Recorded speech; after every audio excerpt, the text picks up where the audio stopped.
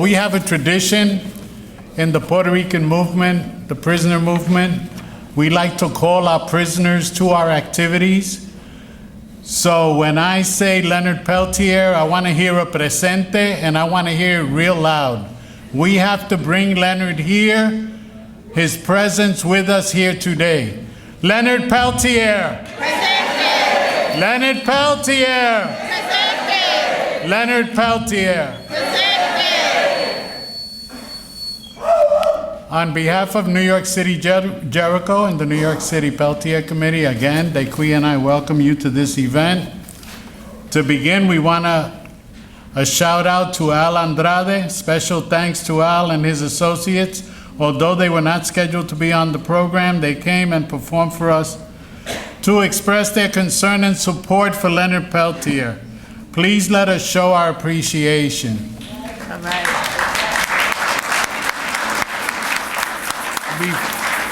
Before we continue with the program, we want to read you a couple of short excerpts. In the campaign to ask President Obama for clemency for Leonard Peltier, both the Center for Constitutional Rights and the National Lawyers Guild have made statements. We're going to read you excerpts because the statements are rather lengthy.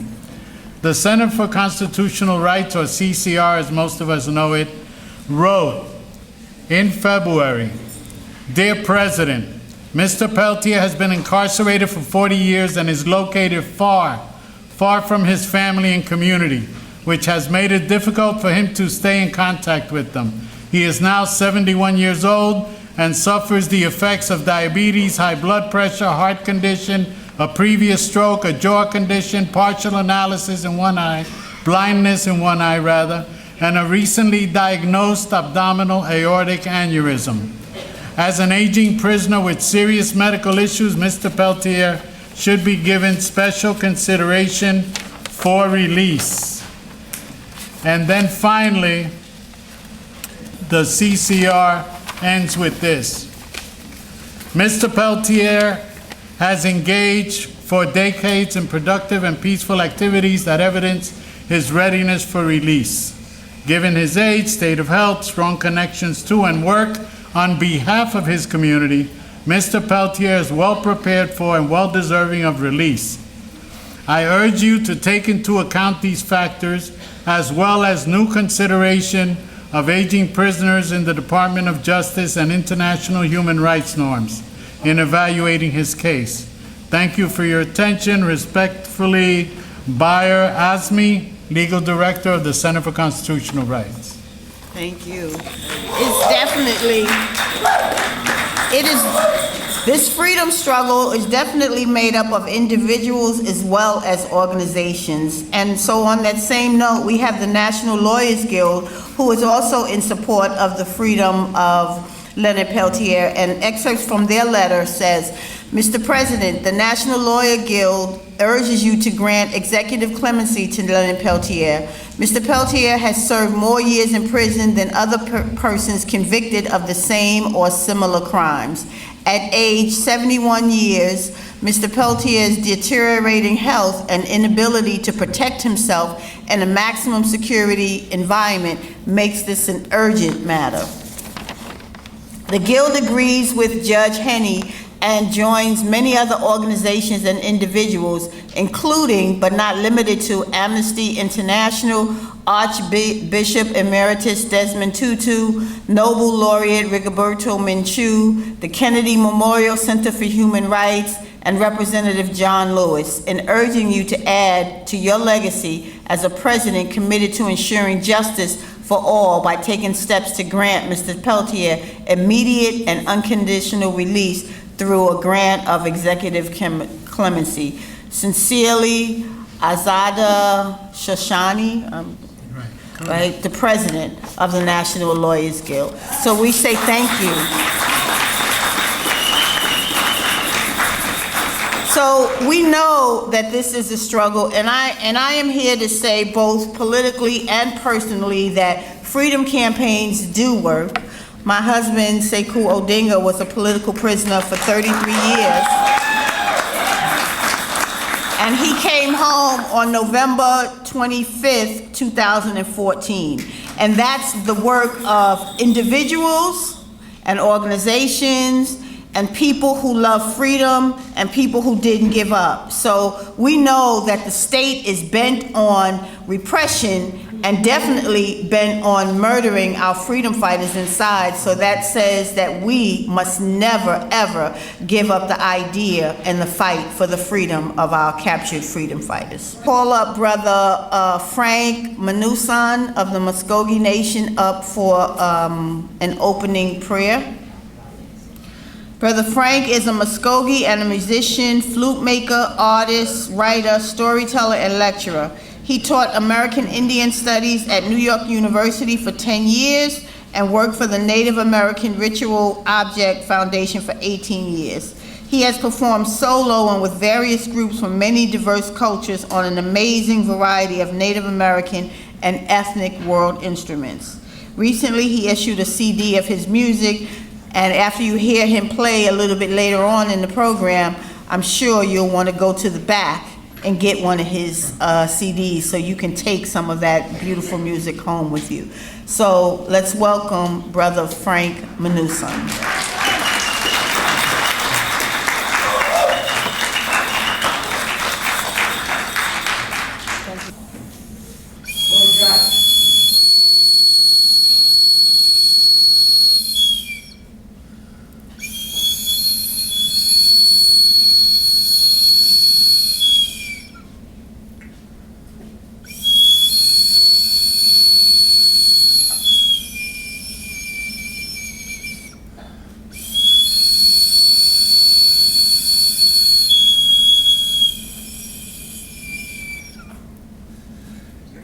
Heglesi tapunki mon church chiki. Este Muskogee toi saha. Ahlagi nukusi doi. Nukusi chlomi. Chiho chief kidos mado. I'm just introducing myself before we speak. I should tell you my name, my clan, and our tribe. Muskogee people, clan Sweet Potato, Black Bear, and my Indian name, Nukusi chlomi, Generous Bear in English.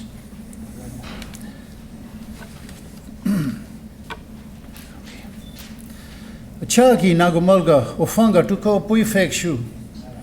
Emontalida. Enya hegida pomi omolga. Umagida anugechka imontalida ofa. Nagumolga ingabagita. Anugechka alagida. Imahagachafig ye ida. Anugechka hitomi imidat kechkis. Figi hitka asuhatita huso techbi bimi. Imachazi chida ena haita chufegne techta mado. Imeko sapita, Leonard Peltier. Achaida Leonard. Ichli chapida Leonard. Imeko sapita Leonard. I say thanks to the Great Spirit, Fungatloko Poyofekshu, the Creator from above, and for the interconnection of all the people working together, spiritual warriors, Matlatastagani, that we have to fight this with love and with wisdom. And that unconditional love from Creator, we have to give it to one another and to everyone in this world, because that's how we heal. I ask that Creator intervene and open the hearts of those who have Leonard imprisoned, and to free him as a prisoner, to pray for his protection always, and that to release, that all the people that have him imprisoned will change their minds and they will release him and let him go so that he may be with his family. Hisagade MSE pum istulgi nene momen ova sutin.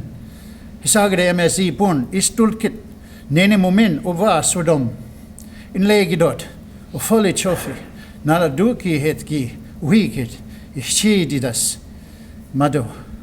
The Creator, Master of life breath, please watch over all the people here traveling on the road of life, traveling in the sky world, our ancestors, Istipogi, all of them. Watch over them. And that when we return to our homes, may only goodness follow us. May only goodness be there to greet us. So Mado, Chafunki, Chadichiki, thank you, brothers and sisters, for this honor. Thank you.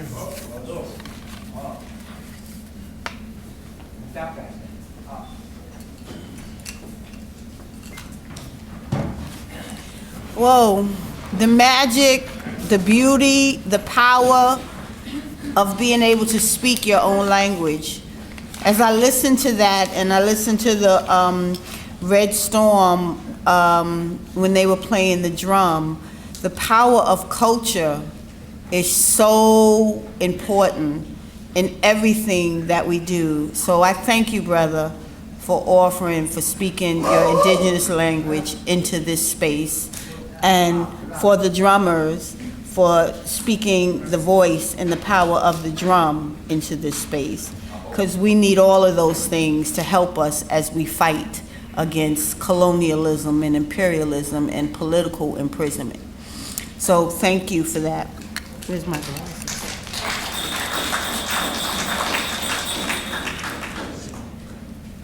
Thank you, Frank. On behalf of our ancestors, the Taino Indians and warriors and the people of Puerto Rico, déqui is absolutely right, as we all know. Es un privilegio y un honor y un desafío al sistema del imperio hablar nuestro lenguaje, que es español. It is our privilege and honor and an act of defiance for us to speak our language, which is Spanish. So déqui is absolutely right in that. I would like to introduce you to one of our woman warriors. She's been involved in so many movements that I really don't have time to tell you.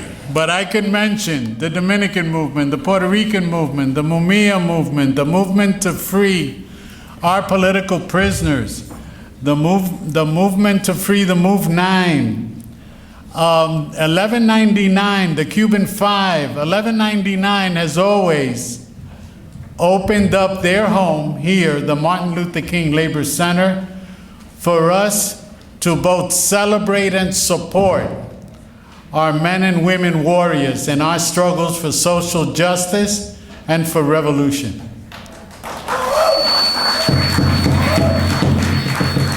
I want you, and I feel privileged that she's been a friend for many decades.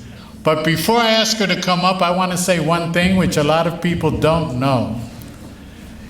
In the U.S. invasion of the Dominican Republic of '65, Estela was a young woman who took up arms to defend her people. Estela Vasquez, Vice President of 1199.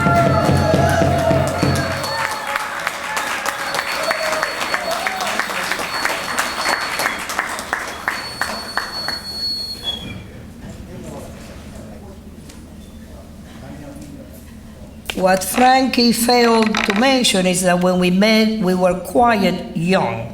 So when he talks about all those decades, it's because we were very young when we met. Right, Frank? Absolutely. Good afternoon, sisters and brothers. Buenas tardes, compañeras y compañeros. Bienvenidos a la 1199. Welcome to 1199 SCIU. To the sisters and brothers of the Committee to Free Peltier, to New York Jericho and Pro Libertad, it is our honor to open our space for this activity. And you can rest assured that at 1199, you have a space, you have a home, and you have members of this union that understand that a union, a labor union, is also needs to be engaged in the fight for social, political, and economic justice, not just in the workplace, but in the city, in the country, and in the world where we live. Let me ask you a question. How many of you have heard lately about a city named Flint in Michigan? Isn't a disgrace that when our brother Leonard Peltier is still in jail, the real criminals, the real terrorists, like the governor of Michigan, is assassinating, killing people, and they are still walking around and nobody is calling them criminals? Those are the real criminals, those are the real terrorists, and those are the people that deserve to be in jail, not Leonard. Not Leonard. Not Oscar Lopez Rivera. Not Mumia Abu Jamal. And none of the other political prisoners in this country. So it's with pride and also with humility that we join our voices today to say, free Leonard Peltier now. Free Leonard Peltier now. Free Leonard Peltier now. And we will continue to support the efforts of the coalition.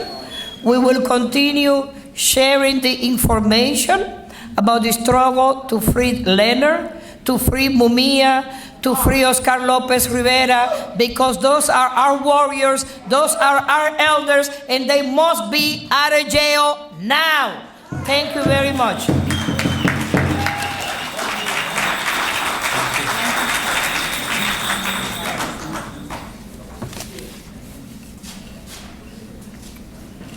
We often say, you know, the United States of America is a criminal enterprise, and all they do is legalize their crimes and criminalize everyone else.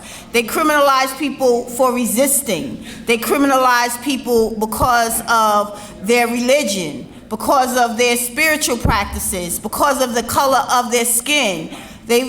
Everyone is criminalized in this criminal enterprise except for the real criminals. So I'm so glad that Sister Estella said that. And so that's part of the work for us to challenge the idea of what is criminal. Resistance is not criminal. And so when we talk about our political prisoners, we have to always talk about the fact that people have a right to be free.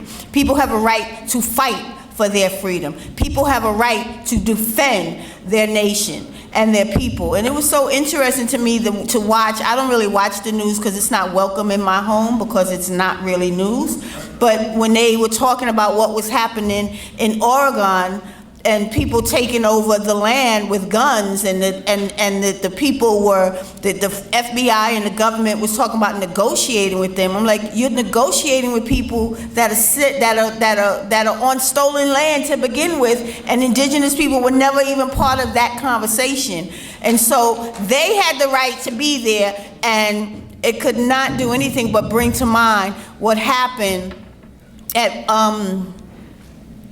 when Leonard was accused of killing the FBI, when this government did nothing, when those white folks went to occupy the land that wasn't theirs to begin with. I don't care how long ago you stole something. It doesn't make it yours because it's 200 years later.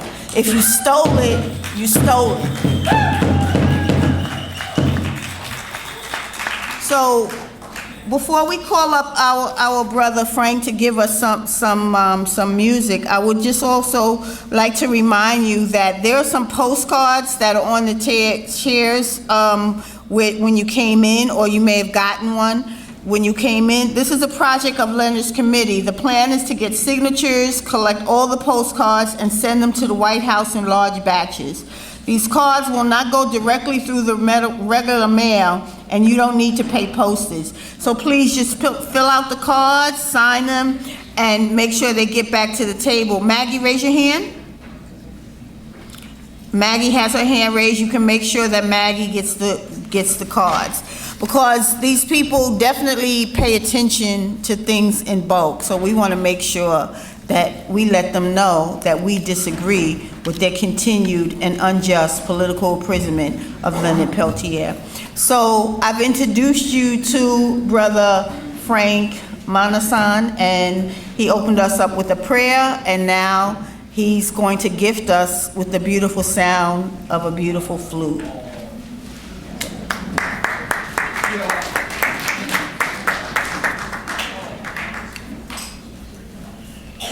Guys, with all respect, everybody honor respect, everybody stand up.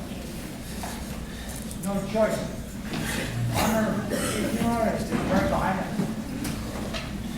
We call our instrument bipa, and It's made from the sacred cedar.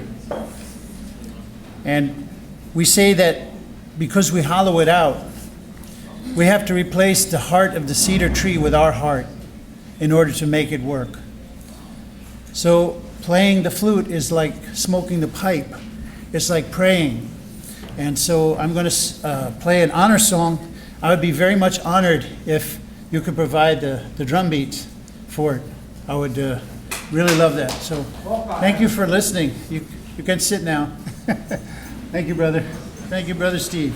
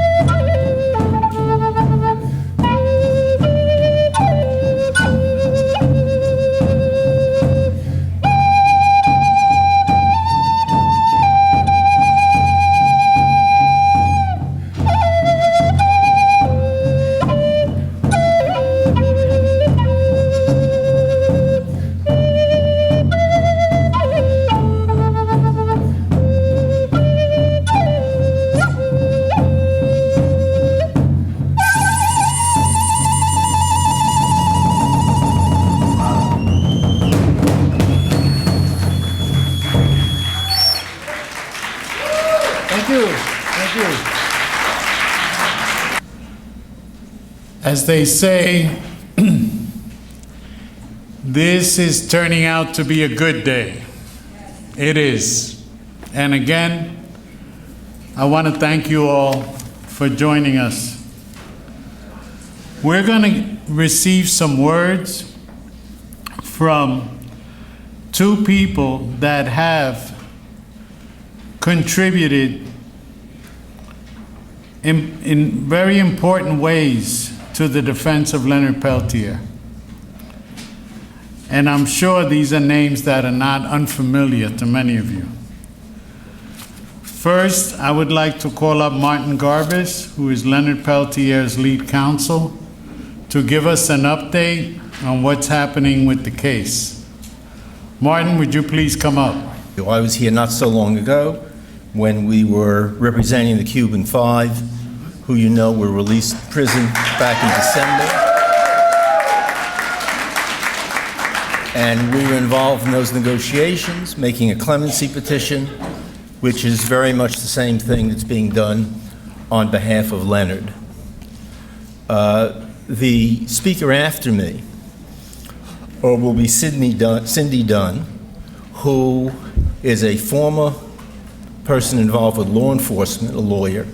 Her daughter Maggie is here.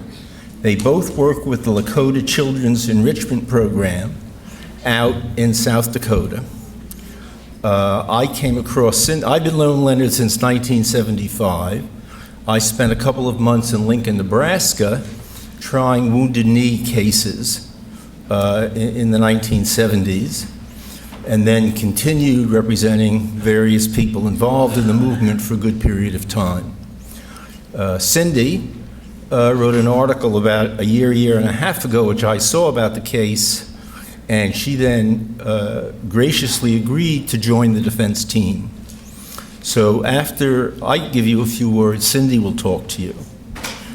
All of you are highly motivated because of Leonard and because you have known other defendants in the criminal justice system.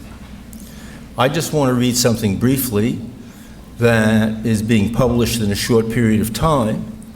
Leonard spent 5 years in solitary confinement. I just want to talk to you about what solitary confinement can be in the United States, what Leonard suffered in prison. I know I don't have to say that to motivate you, because you're all highly motivated.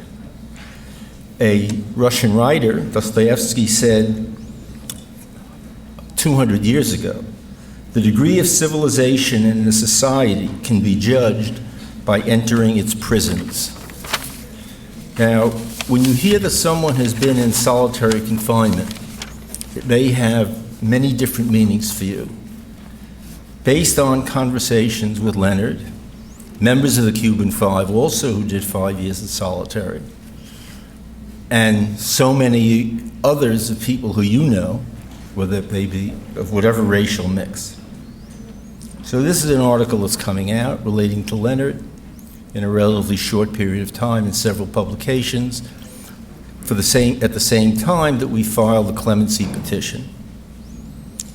And I don't mean it to be a down, because this is a very up meeting, but I just want you to know something firsthand about the struggles he's facing. He's not here to tell you, I am here to tell you. Looking at a solitary confinement cell does not tell you what solitary is. A gray-walled, tiny 8x8 cell with concrete slabs for a bed, underground, more like a tomb than a cell, the light always on without any window, and perhaps with no toilet seat or paper and shower, holding a prisoner alone for 23 to 24 hours a day, sensory deprivation and extreme social isolation for days or months on years. Sounds like a hell, but it's worse than that. For what you can't see, smell, hear, and touch are the unbearable sights and sounds of human despair. You don't see the feces and urine that is often permanently in the cells, running down the walls from the toilets of the cells into the stinking puddles. You don't see toilets that constantly flush 24 hours a day or don't flush for months on end.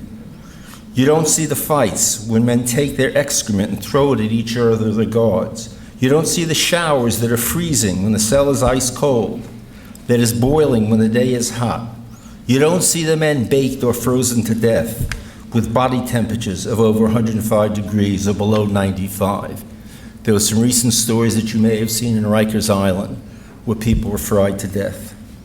You don't see the men or women lying on the floor where the outside temperature is 110 degrees, when there's no air conditioning in the cell, suffocating with their nose next to the door, trying to suck in fresh air and breathe. You don't see prisoners or guards fighting themselves to death, mutilating themselves. You don't see men in their underwear or naked, shackled by their hands to the bottom of the bunks, where they stay day after day, men deprived of everything. No books, papers, radio, pen, or pencils, no clock, nothing. Leonard suffered that for years. I've seen him recently, and I must tell you, he's stronger than ever.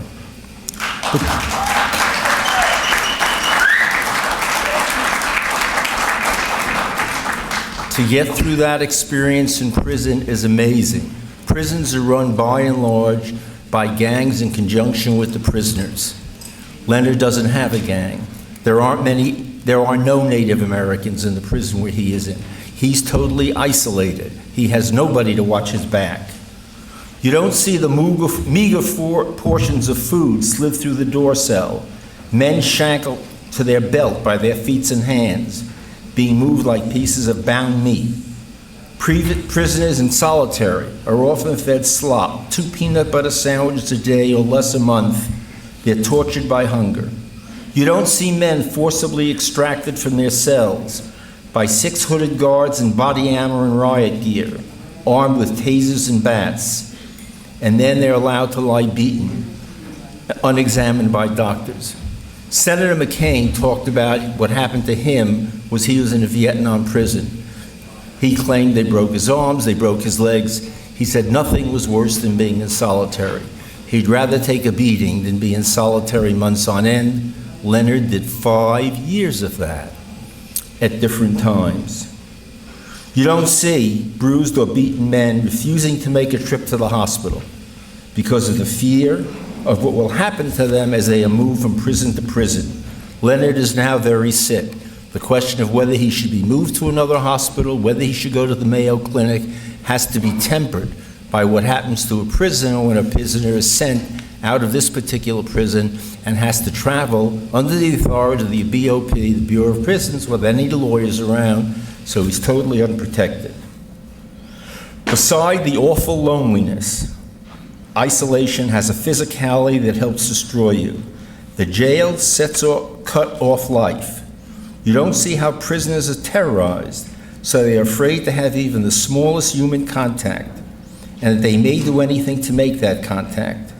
You can't see inmates desperately trying to contact the nearby cellmate, strings under doors with messages, blowing air to each other for years through cracks between cells, even prisoners fighting and screaming at each other, and guards trying to feel alive, even though you know if they are caught, their time in the hold can be forever lengthened. What they do with political prisoners like Leonard is they put them into solitary cells next to people who are mentally unstable, so the screaming in the adjoining cells goes 24 hours a day, so people like Leonard or other prisoners can barely sleep. And prisons are lawless. A prison guard decides you're going to go into solitary. There's no legal proceeding that really reflects it. So I thank you. That's what Leonard has lived through. That's what Leonard will live through unless he gets out. And one of the distinguished lawyers who's helping him to get out is Cindy, who, as I said, with her daughter, is also involved in the Lakota Enrichment Program. A round of applause for Cindy Dunne.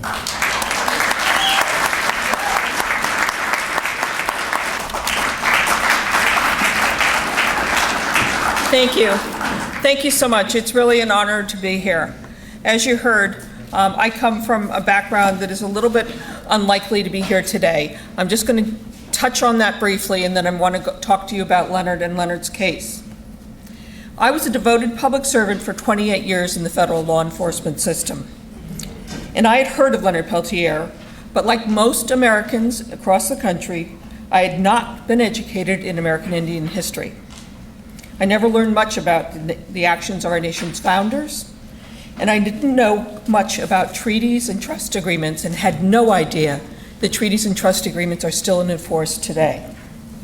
I knew even less about the history of Pine Ridge Reservation, and in particular, I knew less about the incident that occurred that gave rise to Leonard Peltier's conviction.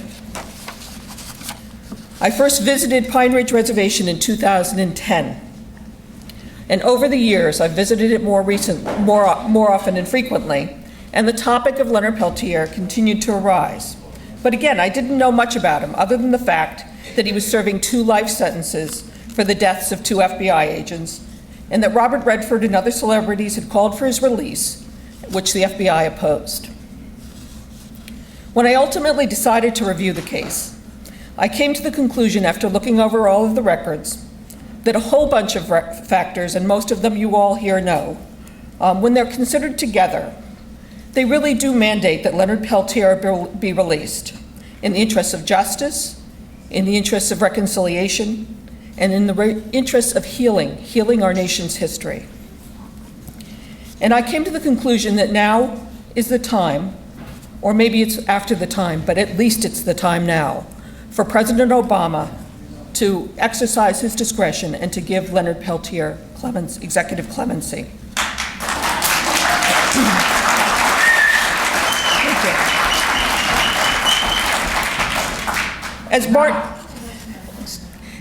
As Martin stated, I wrote an editorial about the piece that Indian Country Today published. And later that week, he reached out to me, we met, we discussed strategy, we discussed what hasn't worked over the 4 decades that Leonard has been in jail, and we discussed what could work in the future. The time is now for healing. The point is, I don't have my views because I am representing Leonard Peltier. I had my views before I met Leonard Peltier. I have my role in his clemency action because of my reviews, though. My opinion was my opinion before I met Leonard Peltier, before I met Martin Garbus, and before I became involved in this case. So what are we doing? Well, we're filing for clemency. We're not asking for a pardon. It's not really a big distinction, but it is a fine distinction. And it's become an issue that I just want to address briefly because people get confused, and there's a lot of confusion around the issue. A pardon would have the result of asking the president to determine that Leonard Peltier's actions are forgiven. It would be rehashing the same old soup, or whatever the expression is, but it would necessarily throw the emotional accusations and conflict with the FBI right into the discussions over whether or not he should be entitled to the relief. As we've seen for over 4 decades, these discussions are biased, they're hurtful, and they allow wounds in the American Indian community and wounds in the law enforcement community to fester. They promote name-calling, and they allow the FBI to engage in dialogues about how guilty Leonard Peltier is based on facts, by the way, that are nowhere in the record, nowhere in the criminal record against Leonard Peltier. But most importantly, the continuing discussions that have been going on for 40 years have obscured the focus of the petition and take away from the dramatic and real injustices that led to Leonard's conviction in this case.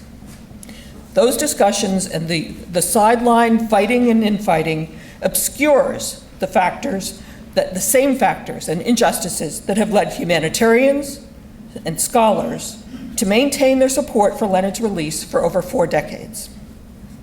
We have, so that you know, reached out to the families of Special Agents Kohler and Williams, and the result was the receipt of a cease and desist order from the FBI Agents Association. We would like to have rational discussions to see if we can have a dialogue, and Leonard has asked us to try to have that dialogue. If there was a will within the current FBI and the Kohler and Williams families to sit down and have genuine discussions, we would have them. But where we stand right now, it looks very unlikely that that will ever happen in Leonard's lifetime. So we've moved on, and we're trying to seek clemency. As opposed to a pardon, clemency acknowledges in the proceedings, we acknowledge the finality of the federal court decisions, and we ask the president to view the circumstances, all the circumstances around the case, leading up to the case, through the case, and even after the case, and to commute or shorten the time that he has to serve in prison in the interest of justice, because it's the right thing to do. If clemency is granted, the dialogue regarding Leonard Peltier, his guilt or innocence, can finally stop, and the healing process can begin. The theory behind our clemency petition is that it's based on our nation's history and legal system. Our nation prides itself on its justice system. We're supposed to be protecting the innocent and the guilty, the rich and the poor, the people of all ethnic backgrounds, including American Indians. This is a hallmark of our system, and it's one that theoretically sets us apart from all other nations around the world. When viewed through today's lens, however, you see, when you consider Leonard's case and all of the circumstances surround it, you see a disturbing view of the past. You see a time period under the governance of different people who were acting in accordance with a different worldview of American Indians and their rights or lack thereof. This is not to say that they were acting intentionally and maliciously at all steps. They were, in all likelihood, acting in accordance with society's views and priorities at the time. Their actions unquestionably were influenced by the polarized community on Pine Ridge, the poverty on Pine Ridge, the politics and misunderstanding of each other's actions. The petition focuses on the process and the flaws in the process that was used by the government to ensure his guilty verdict, to ensure that Leonard Peltier was held accountable for the deaths of the federal agents. So if you take away one talking point today from what I have to say, I hope it is that no one, not the FBI, not the government, not anybody, should be able to use the guilty verdict of Leonard Peltier in any way to defend their actions. The guilty verdict is not an endorsement of the means and the methods that were used by the government to obtain the guilty verdict. It is beyond serious dispute in this case that corners were cut, ethical lines were breached, and evidence was manufactured and worse. Historically and over the decades, the FBI and Department of Justice people have repeated over and over that Leonard got what he deserved. They say he deserves no less mercy and no better treatment than he exhibited towards the agents. I have a response to that. Not in the United States of America. That's not the way our system operates today, and it's not the way our system should have operated yesterday. We should have done better.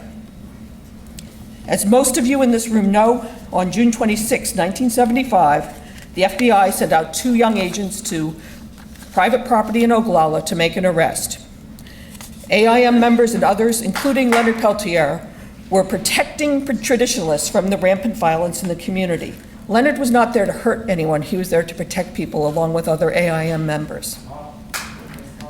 At the time, Pine Ridge Reservation was the murder capital and the assault capital of this nation and perhaps the world. The young agents entered the property, and as you might expect, a shootout broke out that engaged over 20 people who were shooting, including Leonard Peltier and others. At the end of the day, 2 FBI agents were dead, Agents Kohler and Williams, and 1 American Indian, even though you don't hear about him often, Joseph Stunts, were dead. Immediately thereafter, the FBI launched a paramilitary operation on the reservation to hold someone accountable for the death of the 2 special agents. I have looked, but I've not been able to find any record of an action or investigative action by the FBI or any other law enforcement agency to determine who was to blame for the death of the American Indian Joseph Stunts. But the Civil Rights Commission heard of the military response and dispatched an investigator to observe the FBI's agents. William Muldrow wrote a contemporaneous report about what he observed. And I'm going to read a little bit from this report because I actually think it's one of the most critical points of Leonard's history. And I hope you bear with me here, because this report was written by someone who was an objective observer during the time period, who didn't have a dog in the race. He wasn't an advocate for one person or another. He was an objective observer, And it was written during a time when no one knew what the outcome was going to be. No one knew who was going to be charged. No one knew that if anyone was going to be charged. But this was somebody who wrote down when he saw it, as he saw it. He wrote in 1975, quote, "The FBI immediately launched a large-scale search for suspected slayers, which has involved 100 to 200 combat-clad FBI agents, BIA police, SWAT teams, armored cars, helicopters, fixed-wing aircraft, and tracking dogs," close quote.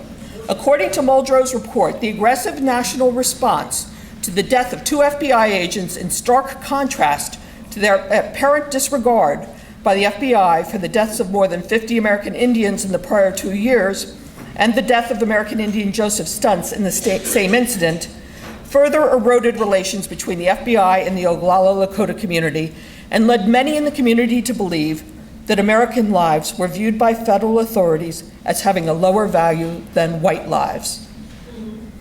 This is back in 1975. Muldrow reported that many of the FBI statements that they were making to the press about the situation on the reservation were, quote, "either false, unsubstantiated, or directly misleading," close quote.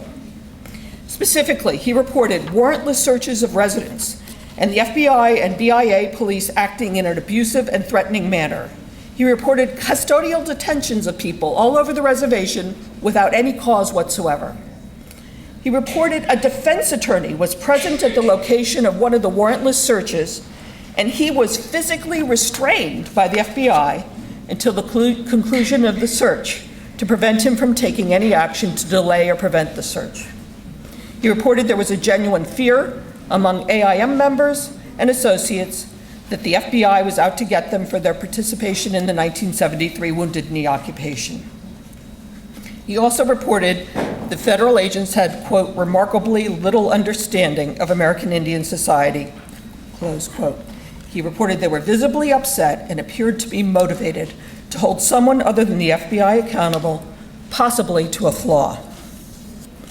Muldrow concluded his report saying that the complaints of overreaching coming from the Oglala Lakota Nation were, quote, "sufficiently credible to cast doubt on the propriety of the actions of the FBI and raise questions about their impartiality and the focus of their concern." He recommended that the government take action to monitor the FBI's response to the death of its 2 agents. That recommendation, along with many others, was ignored. This is just to give you a glimpse of the climate during the time. After the incident, the Oglala Lakota Nation itself fell victims to this action, this government action, this military action that happened. Ultimately, Leonard Peltier and 3 other members of the American Indian movement were charged with the murders of the agents. The case was dropped against one. Leonard fled to Canada because he felt he could not get a fair trial. His co-defendants went to trial in Iowa and were found not guilty due to self-defense. As we all here know, Leonard was extradited from Canada in part on affidavits which government attorneys later admitted were fabricated or false. And when he returned to the United States, dissatisfied with the rulings of the court in the prior trials of Leonard Peltier's co-defendants, the government had arranged to transfer the case to North Dakota to a new judge. As an aside, this couldn't happen today without some kind of process or some kind of motion, but it was a different time under the leadership of different people under the different rules.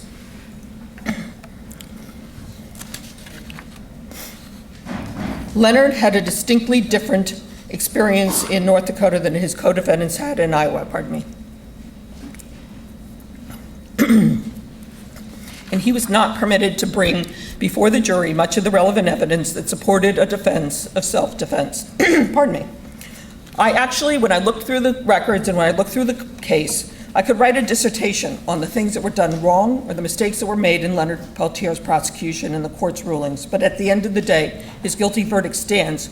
And due to technical rules and reasonings, and because much of the relevant evidence that we're bringing forth in the clemency petition was not allowed before the court, his conviction stands as final.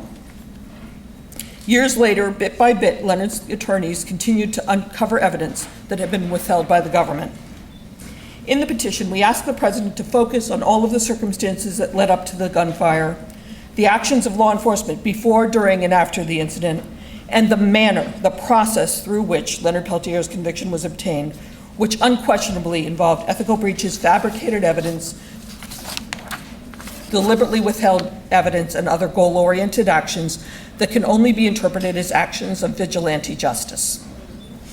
In our nation, hopefully, we can all agree that vigilante justice is not justice. And I submit vigilante justice is particularly offensive when the vigilante is the government. As a nation, we expect more and we demand more in recent years. We ask and we demand that the government take the high road at all turns, even in a case like this, which has evoked such an emotional response. And I submit, most particularly in a case like this, which has evoked an emotional response, and which is one of national significance. Question that often arises is would Leonard Peltier be convicted in today's courts? For various reasons, including the heightened ethical standards that are imposed on prosecuting attorneys and federal law enforcement today, we believe he would not be convicted. But honestly, we'll never know. What we do know, however, is that Leonard's case was not the government's finest hour, and standing unaddressed for over 4 decades, it has become a symbol of all that is wrong for the government's historical treatment of American Indians. Today, there is no question that Leonard Peltier stands for more than his case. So we argue to the president that Leonard's case is emblematic of the worldview and prejudices of the 1960s and 70s, and reflects the total misunderstanding of American Indians by federal authorities during that time period, and the lower level of protections that they were afforded by law enforcement during that period. As some of you may know, the Obama administration has done more than most other presidents to start to promote the healing and reconciliation, and to ask our nation to face its history. Clemency, giving clemency to Leonard Peltier, is something tangible. There are very few things that a president can do, but this is one of them. This is a tangible act that a president can do to show the American Indian community that we are living in a new era. We're living in an era where their rights are valued. The case will be historic regardless of its outcome, and to date, the FBI and the Department of Justice have not acknowledged any wrongdoing whatsoever throughout the case.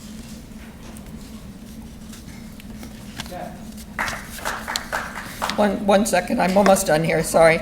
The controversy over Leonard's case remains 40 years later, and it's not going away. And it maintains the support of all the entities that you heard about earlier. The NCAI, National Congress of American Indians, Amnesty International, Nobel Peace Prize laureates. These entities all play an essential role in our democratic society. They blow the whistle when we cross the line, and they call us out when we try to stick our symbolic heads in the sand, and they force us to examine our conduct in accordance with the human rights standards and civil rights standards that we demand of other nations. They've done that for 40 years, and they continue to do that here because it is the right thing to do. I submit to you that the very fact that these watchdog entities have stood by Leonard Peltier for 40 years and continue to advocate for his release, and that Amnesty International continues to maintain the case on its list of probable political prosecutions, is itself compelling proof that the government has a problem here that requires identification, acknowledgement, and correction. The petition will ask the President of the United States to decide which side of history he wants to stand on. Does he want to stand on the side that supports the emotional and institutional FBI objection to Leonard Peltier's release and continues to not deny any wrongdoing whatsoever by the government before, after, or during the incident? Or does he want to stand on the side that promotes healing and reconciliation and restores faith in the justice system and demonstrates the real action that going forward our nation will not condone unfair and unequal treatment of American Indians? For these reasons, we ask you to support our efforts and to help us seek support for executive clemency, and to ask President Obama to seek commutation or the shortening of Leonard's sentence. I picked this up in the back of the room. This is a postcard that really says it all. It says, "Dear Mr. President, let the healing begin. Exercise your constitutional power to release Leonard Peltier in the interests of justice. and in the interests of human rights of all people. Send a message to the world that hereafter America will not sanction injustices and unfair treatment towards indigenous peoples.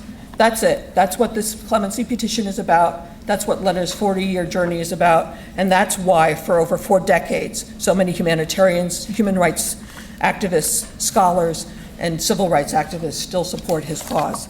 Thank you very much. Thank you so much. Thank you. My honor. Thank you. And let me say that that level of preparation shows a lot of respect for all of us that are here. Okay, so let me get another round of applause for her.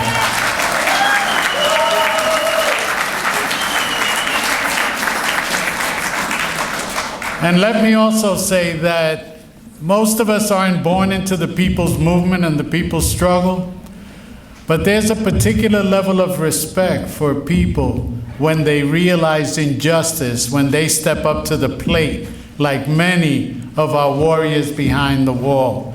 And that has to always be recognized. But before we continue, I have the honor and privilege to introduce you to our sister and the people's lawyer who has joined us. Yell out her name, you know who she is. Lynn Stewart.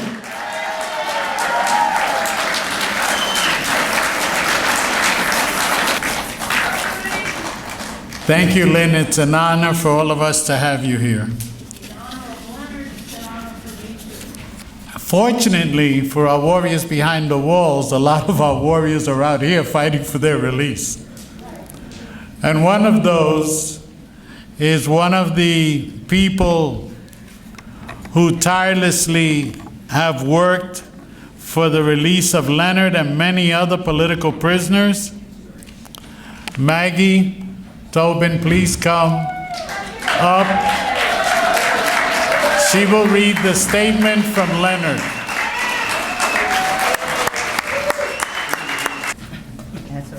This is actually going to be a combination of the statement and an update that's indicated in the program. Leonard brings himself up to date very clearly. As you're aware, he has that aneurysm. It's very dangerous. And we have a program going on. I think everybody got a half sheet on their seat. 3 people of the BOP to contact. Please, please. Otherwise, he's not going to get anything. Anyway, this is what Leonard has to say. Greetings, friends, supporters, and all Native peoples. What can I say that I have not said before? I guess I can start by saying, see you later to all of those who have passed in the last year. We Natives don't like to mention their names. We believe that if we speak their names, it disrupts their journey. They may lose their way and their spirits wander forever. If too many call out, they will try to come back. But their spirits know that we are thinking about them, so all I will say is, safe journey, and I hope to see you soon. On February 6th, I will have been in prison for 40 years. I'm 71 years old and still in a maximum security penitentiary. At my age, I'm not sure how much time I have left. I have earned about 4 to 5 years good time, but nobody seems interested in recognizing it. It doesn't count, I guess. And when I was indicted, the average time served on a life sentence before being given parole was 7 years. So that means I've served nearly 6 life sentences, and I should have been released on parole a very long time ago. Then there's mandatory release after serving 30 years. I'm 10 years past that. The government isn't supposed to change the laws to keep you in prison, except if you're Leonard Peltier, it seems. Now I'm told I'll be kept at USP Coleman 1 until 2017, when they'll decide if I can go to a medium security facility or not. But check this out, I have been classified as a medium security prisoner now for at least 15 years. and BOP regulations say elders shall be kept in a less dangerous facility environment. But not if you're Leonard Peltier, I guess. As you'll remember, the history of my bid for clemency is long. My first app was Jimmy Carter. He denied it. Ronald Reagan promised President Mikhail Gorbachev that he would release me if the Soviet Union released a prisoner. But Reagan reneged. George H.W. Bush did nothing. The next app was with Bill Clinton. He left office without taking action, even though the pardon attorney did an 11-month investigation. It usually takes 9 months, and we were told that she had recommended clemency. George W. Bush denied that petition in 2009. And in all of the applications for clemency, the FBI has interfered with an executive order that's illegal as hell. Today, I'm facing another dilemma. An abdominal aortic aneurysm, AAA. It's the size of an AAA battery. The doctor told me if it bursts, I can bleed to death. It's also close to my spine, and I could end up paralyzed. The good news is that it's treatable, and the operation has a 96 to 98% success rate. But I'm in a max security prison. We don't get sent for treatment until it is terminal. As President Obama completes the final year of his term, I hope that he will continue to fight to fulfill his promises and further the progress his administration has made toward working in partnership with First Peoples. It gives me hope that this president has worked hard to affirm the trust relationship with the tribal nations. With your encouragement, I believe Obama will have the courage and conviction to commute my sentence and send me home to my family. Looking back at the 40 years of efforts on my behalf, I am overwhelmed and humbled. I would like to say thank you to all the supporters who have believed in me over the years.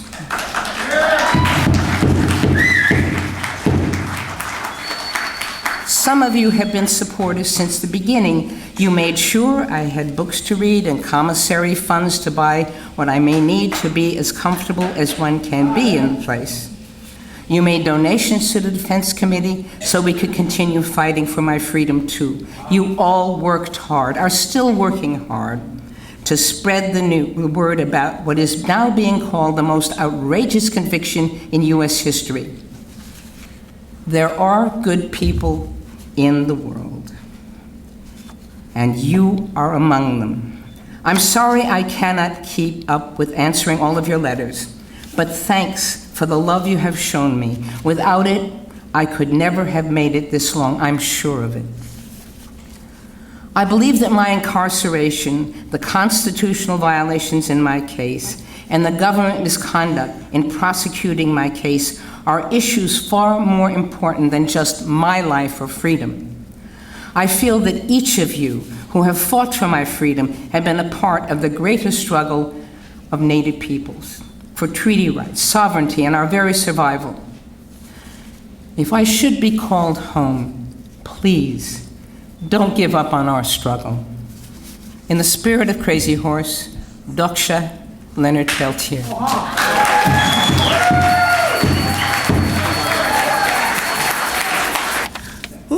Thank you, Leonard. Thank you, Maggie.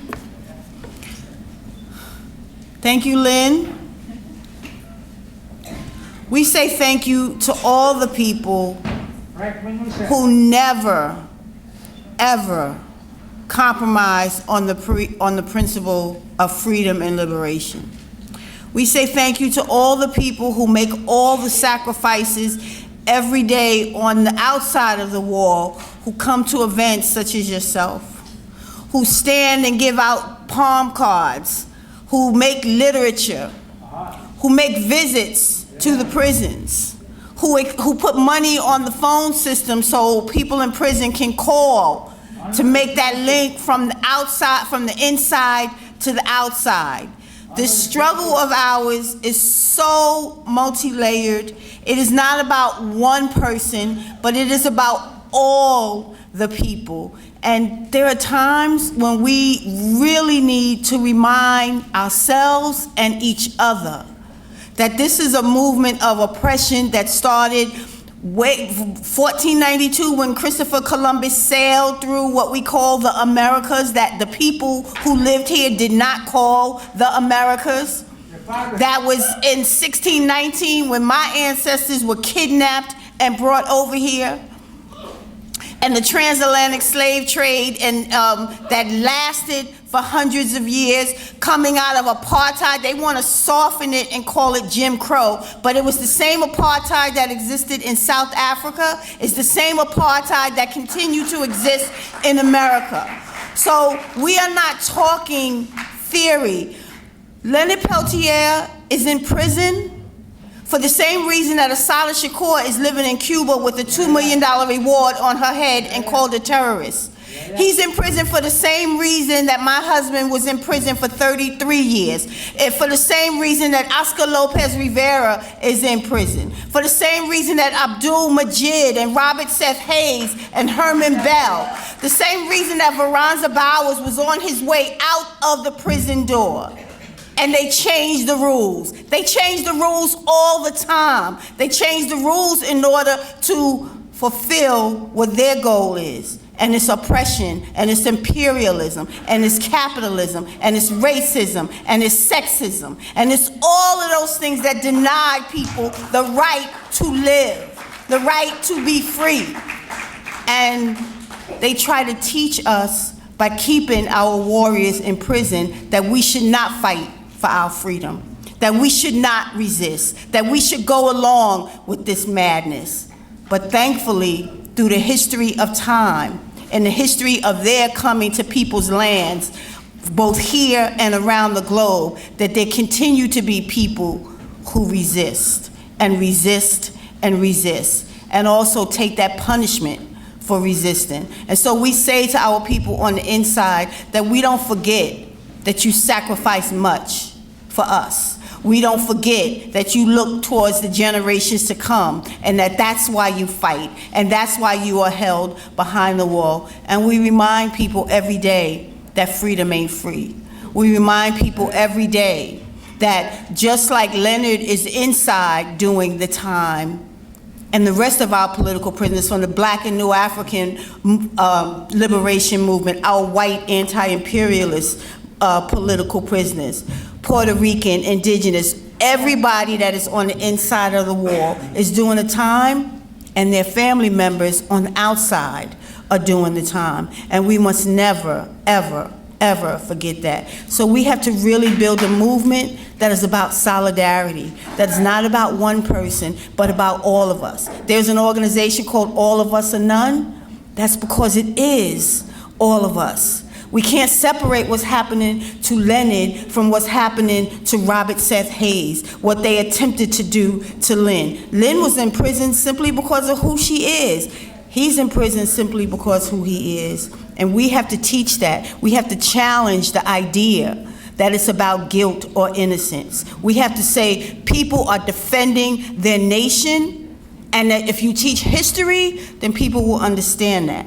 We go before a nation of liars and thieves, and we ask them to release our people. We have to go to the people to say, release our people. We have to go to the people so the people will tell those liars and thieves and murderers to release our people.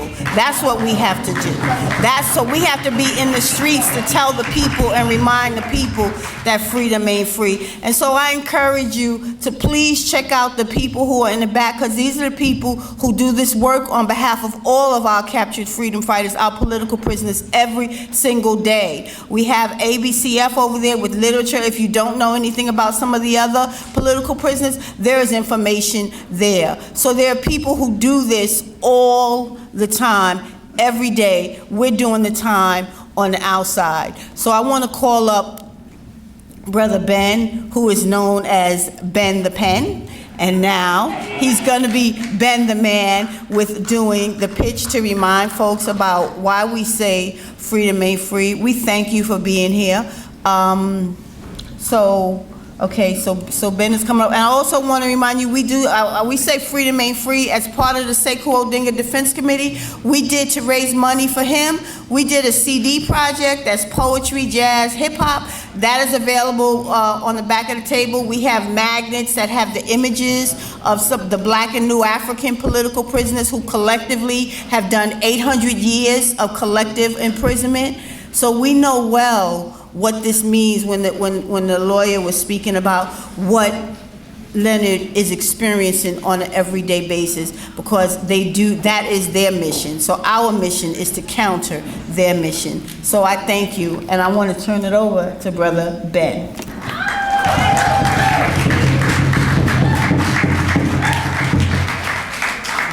So, brothers and sisters, usually when I get up on a podium, I'm either talking about Puerto Rico, Cuba, or asking for money. And just to let you know, I'm going to be on the schedule later talking about Puerto Rico. So right now it's about money. Déqui said it best: freedom is not free. I want everyone to take a look around the room. You have banners, you have books, you have food, you have literature, you have flyers, you have posters. All of that was brought and created by people power. This event today was not sponsored by Kellogg. It was not sponsored by PepsiCo. We didn't get a grant from the Department of Youth and Community Development to do this event. This came from NYC Free Leonard Peltier's pockets. Brothers and sisters, we are asking you to dig into your pockets today, because Leonard gets commissary from all of us. Flyers and posters and literature are printed and created because of our donations. So we have a bucket that is going around. Ann Lamb and this sister here have buckets. We need, what was that? Heidi and Ann have buckets. We need to dig deeply, brothers and sisters, and give, because this people power is what keeps this movement going. We say the freedom isn't free. Now it's time to pay up, brothers and sisters. So sacan los billetes, take out the money that we all need to be donating something for our brother Leonard Peltier. Brothers and sisters, when I say freedom, you will say now. Freedom? Now. Freedom. Now. Freedom. Now. Now is the time to pay for it. Can anyone tell me what the biggest nation is? The donation. That's Ben's line, because that's what makes freedom happen. We are privileged again to hear the Red Storm Drum and Dance Troupe. Please give them a hand. We love these brothers.